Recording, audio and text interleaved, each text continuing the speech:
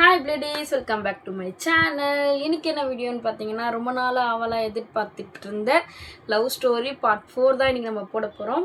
எல்லோரும் கேட்டுகிட்டே இருந்தீங்க, கேட்டவங்களாம் சலிச்சே போயிட்டுருப்பீங்க போல்.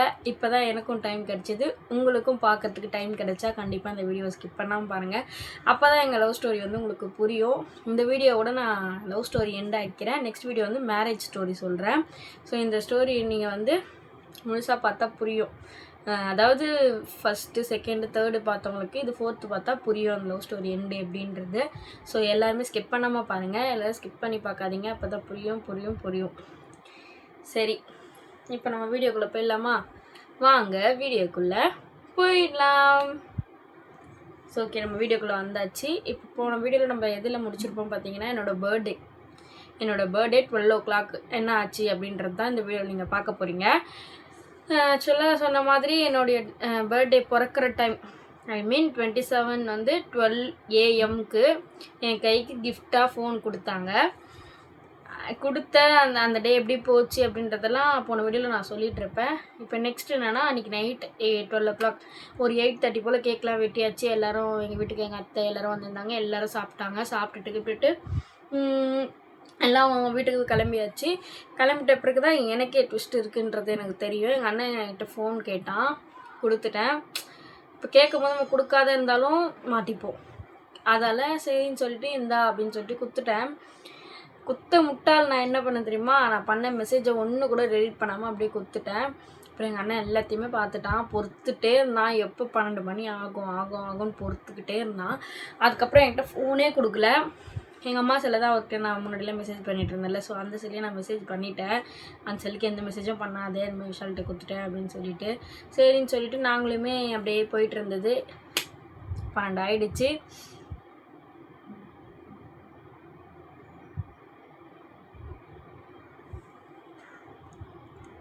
என்னாச்சு தெரில, ஃபோன் சடனாக ஆஃப் ஆகுது. 12 ஆயிடுச்சு. அதுக்கப்புறம் என்னன்னு பார்த்தீங்கன்னா, சரின்னு சொல்லிட்டு நாங்களும் பயத்தோட அப்படியே உட்காந்துட்ருக்கேன். அப்புறம் அண்ணன் வந்து அம்மா கிட்ட சொல்ல ஆரம்பிச்சிட்டான், இது வந்து ஃபோன் வாங்கி கொடுத்தா நம்ம என்னத்துக்கு ஃபோன் வாங்கி கொடுத்தோம், இது என்னத்துக்கு யூஸ் பண்ணுது, இதுக்கு ஃபோன் வேணாம் அப்படின்னு சொல்லிட்டு எங்கள் அண்ணன் பேச ஆரம்பித்தான். எங்கள் அம்மா ஒன்று என்னடா ஆச்சு, ஏன்டா நீ சொல்கிற அப்படின்னு.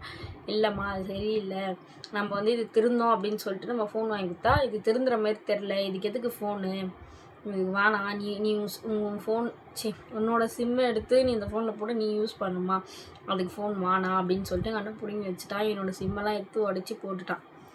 நானும் சரின்னு சொல்லிட்டு என்ன பண்ணுறது தெரில. இப்போ நம்ம வம்பு பண்ணாலும் பிரச்சனை ஆகுமின்னு சொல்லிட்டு அமைதியாக அடிக்கிறது மட்டும் கை வாங்கின்னு வந்தான். நீலாம் தெரிந்தவே மாட்டியா, தெரிந்தா ஜென்மமாகிறிய, உனக்கு என்ன ஆகுது அவன்கிட்ட அப்படி இப்படின்னு சொல்லிட்டு திட்டினான். நானும் சரி அமைதியாக உட்காந்துருந்தேன். அப்புறமா சரி நைட்டு ஃபோன் பிடிங்கிட்ட பிறகு எங்கள் அக்கா ஃபோனில் தான் பேச ஆரம்பித்தேன். யாருமே இல்லாத டைமில் எங்கள் அக்காவுக்கு ஃபோன் இருந்தது. எங்கள் அக்கா ஃபோனை வாங்கி ஃபோன் பண்ணி பேச ஆரம்பித்தோம்னா அதையும் கண்டுபிடிச்சிட்டான். அதையும் கண்டுபிடிச்சிட்டு நான் ஒரு நாள் ஸ்கூல் போனப்போ எங்கள் அக்காவை கூப்பிட்டு நான் ஒன்று கேட்பேன், உண்மையாக மட்டும் தான் நீ சொல்லணும் அப்படின்னு சொல்லியிருக்கிறான். எங்கள் அக்காவும் சரி கேளு அப்படின்னு சொன்னோடனே ஷர்மி வந்து அந்த பையன்கிட்ட பேசலையா அப்படின்னு கேட்டிருக்கிறான். இது பேசலை அப்படின்னு சொல்லிடுச்சு எங்கள் அக்கா. என்னை காப்பாற்றுறதுக்கோசம் சொல்லி அது அடி வாங்குச்சு. ஸோ அப்படி சொல்லிச்சு. உடனே எங்கள் அண்ணன் நீ உண்மையை சொல்லனா உன் ஃபோன் உன் கைக்கு இருக்காது அப்படின்னு சொல்லியிருந்தான். உண்மையே இல்லை, பேசலை. இப்போ நான் உன் ஃபோனை செக் பண்ணி அது எப்போ பேசி எல்லாமே உனக்கு எடுத்து காமிச்சேன்னா என்கிட்ட வாங்குற அடியே பயங்கர மாதிரி இருக்கும், நீ சொல்லுன்னு சொல்லி எங்கள் அக்காவை மிரட்டுறான். அப்புறம் எங்கள் அக்காவும் ஒத்துக்கவே லாஸ்ட் இருக்கும். அப்புறம் எங்கள் அக்கா ஃபோன் ஏதோ ஸ்கேம் வச்சு கண்டுபிடிச்ச பிறகு எங்கள் அக்காவை செம்ம திட்டிட்டு கம்முன்னு இருந்துட்டு அதுக்கப்புறம் நெக்ஸ்ட் டே என்ன ஆச்சு தெரில. எங்கள் அக்காவை திட்டிட்டு எங்கள் அக்காவை வந்து கேட்டுன்னு இருந்தான், நீ வந்து அப்போ அதுக்கு சப்போர்ட்டா, அவன் நல்ல பையனாக இருந்தால் கூட பரவாயில்ல, நீ சப்போர்ட் பண்ணுறதுல ஒரு அர்த்தம் இருக்குது, ஆனால் அவன் தான் சரியில்லையே, அவனுக்கு போய் நீ சப்போர்ட் பண்ணுறியே அப்படி இப்படின்னு சொல்லிட்டு எங்கள் அண்ணன் இது பண்ணுறான். அவனுக்கு பிடிக்கல, என் ஹஸ்பண்டை வந்து அவனுக்கு பிடிக்கல, அதனால் வேண்டாம் அப்படின்னு சொல்லிட்டு ரொம்ப இது பண்ணான். அப்புறம் காலையில் எங்கள் அக்கா என்ன பண்ணிச்சு, அமைதியாக நின்றுச்சு. அவனுக்கு என்னாச்சுன்னு தெரியல, சடனாக போய் பட்டாலுன்னு காதாண்டி வச்சான். எங்கள் அக்கா அப்படியே துடிச்சிட்டு எங்கள் அக்கா அன்றைக்கெலாம் செம்ம என்கிட்ட முன்னால் நான் அடி வாங்குறேன், நீ பண்ணுற தப்புக்குலாம் நான் இது பண்ணுறேன் அப்படின்னு சொல்லிட்டு எங்கள் அக்கா சொல்லிகிட்டு இருந்தா. சரி என்ன பண்ணுறது, நம்மளுக்கோசம் எல்லாரும் அடியும், எனக்கோசம் வாங்காத அடியே கிடையாது. எங்கள் அக்கா, எங்கள் இன்னொன்று ஒரு அண்ணன் எல்லாருமே எனக்கோசம் வாங்கிட்டாங்க. நான் தருமடி வாங்கிட்டேன். அப்பயுமே அந்த ஜீவனை எனக்கு விடுறதுக்கு மனசு இல்லை.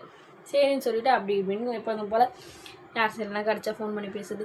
இத்தனைக்கும் பக்கத்து வீடுங்க. இந்த வீடுனா இப்படியே பக்கத்து வீடு, செவுறு மட்டும் தான் நடுவில் ஒரு தடுங்க, மற்றபடி ஒட்டினபடியே பக்கத்து வீடு தான். இங்கே பேசினா அங்கே கேட்கும், அங்கே பேசினா இங்கே கேட்கும். அந்த மாதிரி ஒரு வீடு தான் எங்கள் வீடு. அப்படி இருக்கிற வீட்டில் நேரில் பேசிக்க முடியாது. அப்படி தான் நாங்கள் லவ் பண்ணுமே.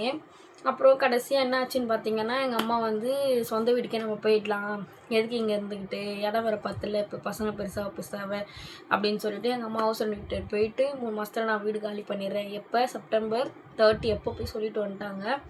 ஸோ இந்தமாதிரி நான் வேறு பண்ணிகிட்ருக்கேன்ல, சும்மா அடி வாங்கியிருக்க சொல்லிட்டு எங்கள் அம்மா இங்கேருந்து தூக்குனா நீ சரியாயிடுவேன் அப்படின்னு சொல்லிட்டு எங்கள் அம்மா சரின்னு சொல்லிட்டாங்க. சொல்லிவிட்டு அப்புறம் பிப்ரவரி மாதம் காலி பண்ணுற மாதிரி எங்களுக்கு இது சரின்னு சொல்லிட்டு எப்பவுமே தண்ணி வந்து உள் இதில் வரல, பம்பில், அதாவது வெளியே போய் தான் தண்ணி அடிக்கணும். வெளியே போய் தண்ணி அடிக்கிறதுக்கு போகிறதுக்காக நான் போனேன். எங்கேயோ போன ஜீவனை கூப்பிட்டே நான் அன்றைக்குமே அடி வாங்க வச்சாப்புல அவர். சரின்னு சொல்லி இது வந்து எப்போன்னு பார்த்தீங்கன்னா அக்டோபர் டைமில் அக்டோபர் ஒரு 5 இருக்கும். அப்போது 2018 19 சம்திங் ஏதோ. அப்போ சரின்னு சொல்லி நான் தண்ணி பிடிச்சிட்டு நான் மாட்டிருந்தேன்.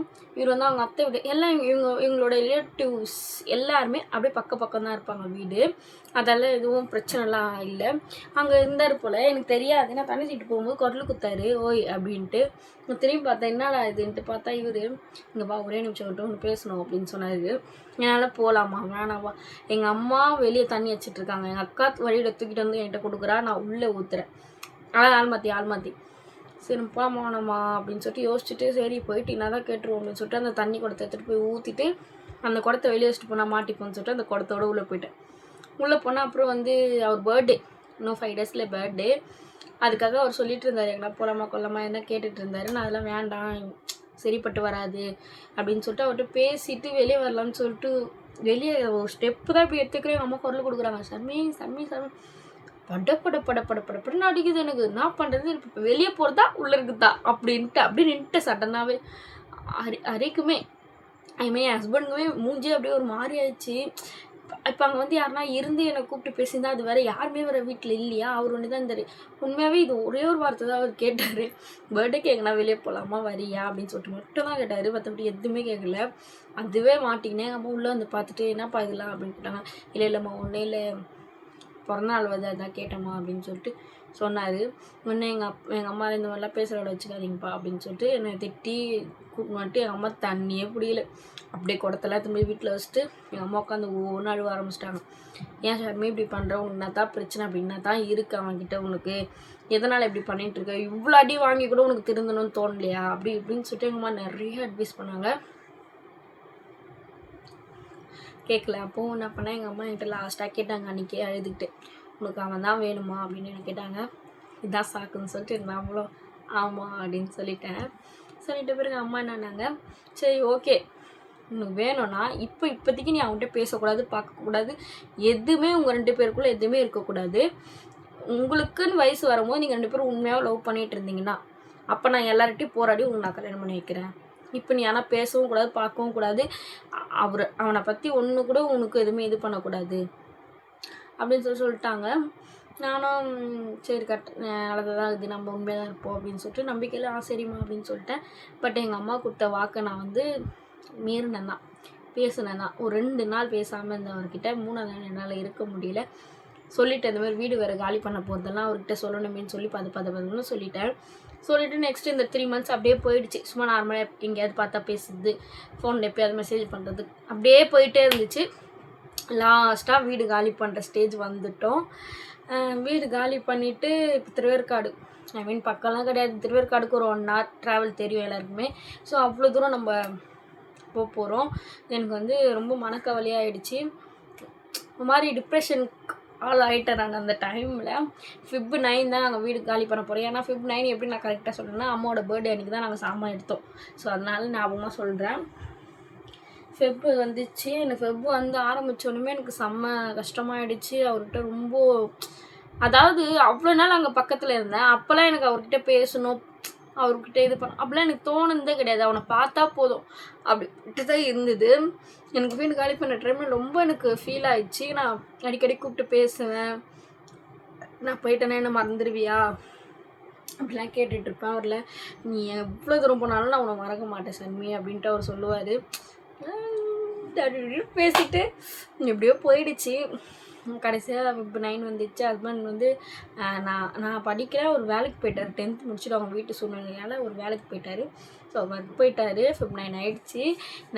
Feb 9 நைட்டு கேட்கலாம் வெட்டிட்டு நைட்டு போல் அவர் வந்து போய் பார்த்து பேசிட்டு வந்துட்டேன். இப்படி டிமிக்கி வீட்டில் கொடுத்துட்டு போயிட்டு இது மாதிரி நாளைக்கு காலையில் எத்தனை மணிக்கு நாங்கள் வீட்டுக்கு கால் பண்ணுறோம், சாமான்லாம் இது பண்ணியாச்சு எல்லாத்தையும் சொல்லி ஒரு அனௌன்ஸ்மெண்ட் மாதிரி கொடுத்துட்டு வந்துட்டேன். எங்கள் அம்மா கேட்கலாம் விட்டுட்டு தூங்கிட்டோம். நெக்ஸ்ட் டேவும் ஆகிடுச்சி. சாமான் எல்லாம் போயிடுச்சு. விடியங்காலையிலே போயிடுச்சு. திருவேற்காடுக்கு நாங்கள் ஒண்டி தான் அங்கே இருக்கோம். அந்த காலியிலே நாங்கள் 2 நாள் இருந்தோம். அப்போ நீங்களே யோசிச்சுக்கோங்க அந்த வீடு எங்களுக்கு எவ்வளோ ஒரு மெமரிஸ்ன்ட்டு. அந்த வீடு எப்படின்னு பார்த்தீங்கன்னா, எங்கள் அம்மா பிறந்ததும் அந்த வீடு தான். எங்கள் அம்மா புகுந்த வீடுன்னு சொல்ல போனால் கல்யாணம் ஆகி முதல் முறை குடி போன வீடும் அதுதான். நான் பிறந்த வீடும் அதுதான். நான் கல்யாணம் ஆகி குடி போகிற வீடும் அதுதான். இதுதான் ஸ்பெஷலு. எனக்கு தெரிஞ்சு இது ரொம்ப ஸ்பெஷல். யாருக்கெல்லாம் இந்த மாதிரிலாம் கொடுப்பனை கிடைக்கும்னு சொல்லிட்டு எனக்கு தெரியல. பட் எனக்கு கிடைச்சிருக்காது. நான் காட் கிரேஸ் ஏதோ அந்த வீடு தான் எங்களுக்கு ராசியான வீடுன்னு சொல்லலாம். ஸோ இதனால தான் அந்த வீடு எங்களுக்கு ஒரு ரொம்ப பெரிய ஒரு மெமரிஸ். எனக்கு அது இப்போ எங்கள் அம்மா ரொம்ப மிஸ் பண்ணுவாங்கச்சு. அங்கேயே இருந்துருக்கலாம் அப்படின்லாம் சொல்லுவாங்க. பட் இருக்க முடியல, சூழ்நிலையால் நாங்கள் வந்துட்ட பிறகு அப்புறமா அன்றைக்கி அங்கேருந்து கிளம்பும் போது செம்ம அழுதுட்டு எங்கள் மாமியார்கிட்ட சொல்லிட்டு போயிட்டு வரேன் தான் சொல்கிறேங்கம்மா அப்படின்ட்டு ஃபோன் பண்ணி சொல்லிட்டு அது மாதிரி நான் கிளம்பிட்டேன்னா அவருக்கே ஒரு மாதிரி குரல்லாம் மாறிடுச்சு. அதாவது அழுகுற மாதிரி. அப்புறம் நான் வரேன் இன்னொரு நாள் அப்படின்னு சொல்லிட்டு அவர்கிட்ட சொல்லிட்டு கிளம்பிட்டேன். அவர்கிட்ட தைரியமாக பேசிட்டேன். ஆனால் கிளம்பும் போது தான் என் கண்ணில் என்னையே அறியாமல் ஊற்றுது. பொத்தன்னு ஊற்றுது. எங்கள் அம்மா திட்டுறாங்க, நீ இப்படிலாம் பண்ணால் அவ்வளோதான், அவன் என்னை சாவியாச்சு போட்டுருவான் அப்படின்னு சொல்லிட்டு எங்கள் அம்மா திட்டுறாங்க. சரின்னு சொல்லிட்டு அவங்க வந்து கண்ட்ரோல் பண்ணி எப்படியே வந்து சேர்ந்துட்டோம். திருவேற்காடு வந்தோடனே ஆளுங்களாம் இருந்தாங்க. எங்கள் பெரியம்மா, எங்கள் மாமா எல்லாருமே அங்கே தான் இருக்காங்க. அதாவது சுற்றி வட்டாரத்தில் இப்போ நான் அந்த வீட்டில் தான் இருக்கேன். சுற்றி வட்டாரத்துலேயே அவங்க தான். ஸோ அவங்களாம் பேசினே இருக்கோம். எனக்கு எதுவுமே தெரியல. நாங்கள் ஒரு 3:30 போல் போய் ரீச் ஆகிட்டோம். 6 o'clock ஆச்சு. எனக்கு உண்மையாக சொல்கிறேன், உட்காந்துன்னு தான் இருக்கேன். எல்லோரும் என்கிட்ட பேசின்னு தான் இருக்காங்க. ஆனால் என் கண்ணில் எதுக்கு தண்ணி ஊற்றுதுன்னே தெரியாமல் ஊற்றுது. ஏன்னா 6 o'clock தான் அவர் வருவார் ஒர்க்லேருந்து. ஸோ நான் வெளியே நின்று பார்த்துட்ருப்பேன். வந்துட்டாருன்னு தெரிஞ்சப்பறம் தான் எனக்கு மன நிம்மதியாக ஆகுவாங்க. ஸோ அந்த டைம் ஆனோடனே என்னையும் அறியாமல் அவன் ஞாபகம் வந்து அழுகுனேன். இல்லை என்ன ஆச்சுன்னா எனக்கு தலை வலிக்குது அப்படின்னு சொல்லிட்டு நான் ரூம் உள்ள போயிட்டேன். அப்புறம் எங்கள் அம்மா வந்து ஏன் ஷர்மி இப்படி பண்ணுற, எல்லார்ட்டையும் நான் அசிங்கப்பத்தை பார்க்குறியா, உனக்கு என்ன தான் பிரச்சனை, நான் தான் சொல்லிட்டேன்ல, உனக்குன்னு வயசு வரும்போது நீ லவ் பண்ணனா அவன் தான் வேணும்னு நின்னா நான் எல்லார்ட்டையும் போராடி கல்யாணம் பண்ணுறேன் சொல்லியிருக்கிறேன். இப்போ மீறி நீ இப்படி பண்ணால் எப்படி ஷர்மி அப்படின்னு சொல்லிட்டு எங்கள் அம்மா என்னை திட்டுறாங்க. நானே எங்கள் அம்மாட்ட சரின்னு சொல்லிட்டு நாளைக்கு ஒரே ஒரு தடவை மட்டும் நான் போயிட்டு பார்த்துட்டு மட்டும் வந்துடுறேம்மா அப்படின்னு சொல்லிட்டேன். எங்கள் அம்மா கிடையாது அப்படின்னு சொல்கிறாங்க. நான் என்ன பண்ணேன், ஸ்கூலுக்கு போகிற மாதிரி கிளம்பி போயிட்டு அவர் வீட்டில் போய் அவரை பார்த்துட்டு வந்தேன். இப்படியே போயிட்டே இருந்தது. நெக்ஸ்ட் ஒரு 2 years அப்படி தான் நான் போய் பார்த்துட்டு வந்திருந்தேன். 11th 12th முடிக்கிற வரைக்குமே அங்கே போயிட்டு ஸ்கூல் முடிச்சுட்டு அப்படியே போய் பார்த்துட்டு வருது. ஸ்கூல் லீவ் விட்டால் ஸ்கூல் இருக்குது அப்படின்னு சொல்லிட்டு போய் பார்த்துட்டு வருது. இப்படியே என்னுடைய 2 வருஷமும் சிம்பிளாக அப்படியே முடிஞ்சு போச்சு. அப்புறமா ஸ்கூல் முடித்த பிறகு கொஞ்சம் கொஞ்சமாக வெளியெல்லாம் போக ஆரம்பித்தோம். இது வரைக்குமே நாங்கள் ஒரு நாள் கூட வெளியே எங்கேயுமே போனது கிடையாது. ஒரே ஒரு ஃபோட்டோ கூட நாங்கள் 2 பேர் சேர்ந்த மாதிரி எடுத்ததே கிடையாது. ஸ்கூல் முடித்த பிறகு தான் நாங்கள் வெளியே போனோம். ஃபர்ஸ்ட் டைம் வெளியே போனோம் பீச்சுக்கு. அப்போ தான் வந்து எங்கள் கூட ஒரு அண்ணனும் அவங்க பார்ட்னரும் வந்திருந்தாங்க. ஸோ அப்போ தான் ஃபஸ்ட்டு ஃபோட்டோ நான் எடுத்தேன். எனக்கு உண்மையாக சொல்கிற லைஃப்பில் ரொம்ப மெமரிஸான ஒரு ஃபோட்டோஸ்னால் அது ஒன்று தான். ஏன்னா நான் ரொம்ப ஆசைப்படுவேன், எனக்கு ஃபோட்டோனா ரொம்ப பிடிக்கும். ஆனால் அவர் கூட என்னால் எடுக்க முடியலன்னு சொல்லிட்டு ரொம்ப ஃபீல் பண்ணியிருக்கேன். பட் அன்றைக்கி எடுத்தோடனே என்னையே அறியாதி அவ்வளோ ஹாப்பியாக ஆன அந்த ஃபோட்டோ நான் இன்னும் கூட வச்சு அதை பார்த்து சொல்லிகிட்டு இருப்பேன் என் ஹஸ்பண்ட் கிட்ட. ஸோ இப்படியே போயிட்டு இருந்தது. முடிச்சுட்டு அப்புறமா கொஞ்ச நாளில் வந்து மேரேஜுக்காக பேச ஆரம்பிச்சிட்டாங்க. எங்கள் மாமியார் வந்து நிச்சயம் போட்டுடலாமா, நிச்சயம் போட்டு அப்புறம் என்னென்னு பார்க்கலாம் அப்படின்னு சொல்லிட்டாங்க. ஸ்கூல் முடித்தோடனே போட்டுட்டாங்க. நிச்சயம் போட்டோடனே 2 years வெயிட் பண்ணுங்கள், கல்யாணம் பண்ணிடலாம் சொன்னாங்க. அதேமாதிரி 2 years வெயிட் பண்ணோம். 2 years கழிச்சு திரும்பி ஜான் 27 எனக்கு பண்ணாங்கன்னா 2 ஜான் போயிட்டு 3rd ஜானில் தான் வந்து எனக்கு நிச்சயம் முடிஞ்சிச்சுல. கல்யாணத்துக்காக பேச ஆரம்பித்தாங்க. கல்யாணத்துக்காக பேச ஆரம்பித்து ஜூலை 5 அன்றைக்கி எனக்கு கல்யாணம் ஆச்சு. இது வந்துடுச்சு, என்னோடய கல்யாண நாளும் வந்துடுச்சு. இது 3rd year இது. ஸோ என்னோடய மேரேஜில் நிறைய ஸ்ட்ரகிள்ஸ் நடந்தது, நிறைய கஷ்டத்தை நான் அனுபவித்தேன், நிறைய அனுபவம் எனக்கு இருக்குது. ஸோ இதுக்கப்புறம் நான் எப்படி மேரேஜ் பண்ணேன், என்னோடய மேரேஜ் லைஃப்லாம் எப்படி போயிட்டுருக்குன்றதெல்லாம் நெக்ஸ்ட்டு நீங்கள் பார்ப்பீங்க. ஸோ இந்த லவ் ஸ்டோரி எப்படி இருந்ததுன்னு சொல்லிட்டு கண்டிப்பாக கமெண்ட் பண்ணுங்கள். நான் காத்துட்ருக்கேன் உங்கள் கமெண்ட்டுக்காக. அதுவரை உங்களிடமிருந்து விடைபெறுவது உங்கள் ஷர்மி. ஓகே, பாய்.